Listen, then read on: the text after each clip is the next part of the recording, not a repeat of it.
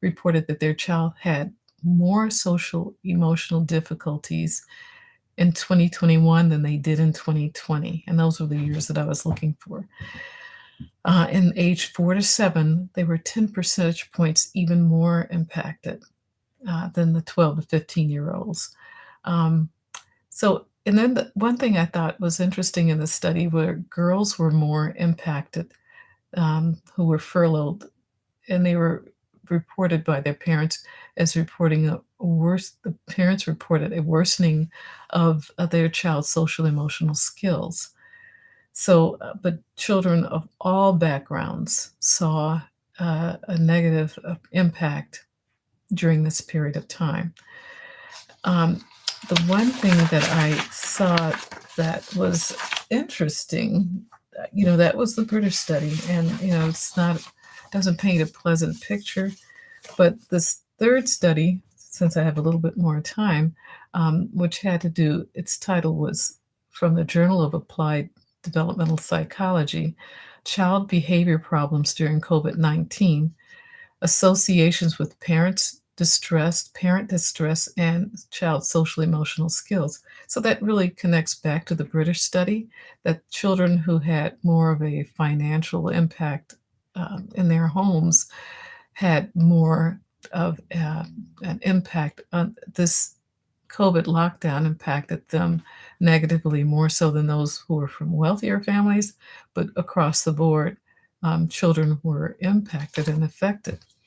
And they said that there are 247 students in this study, and they were ages 7 to 9. So it's still kind of in that same age range that the British study reported. And they said that the abstract says COVID-19 pandemic and associated government mandated shutdowns disrupted schooling, socialization, and family life for school-aged children during the spring of 2020. And these disruptions may have contributed to increased child behavior problems. So like I said, in 2003, there were already children who were exhibiting dysregulation. And we saw that it was due to unfamiliar, unsettling, and unpredictable situations. And definitely that is what the COVID lockdowns did for families. But more in particular, this study brought out something that I didn't really anticipate. And so, like I said, it's not all a negative, but and we can learn from these situations. It was an unprecedented, and I hope we never have to go through anything like this again. But it was also something to take a look at. How can we help students now? And so they noticed that children, I'm going to kind of cut to the chase, but they did say that children who had a different kind of a background were able to manage a lot better. And this is when we get to social emotional skills. Children equipped with high peer social skills significantly mitigated their behavior problems during the crisis. So, that was the takeaway for me, that we have to front load social emotional learning skills in our children. And that was always what, we knew, that children who got along with others seemed to have a better self-esteem.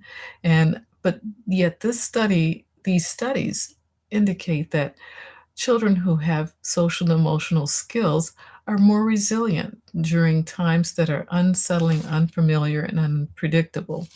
So their conclusion was these findings suggest that fostering children's peer social skills and behavior control may have a lifetime positive effect on children's developing behaviors, especially in dealing with external crises such as COVID-19 pandemic.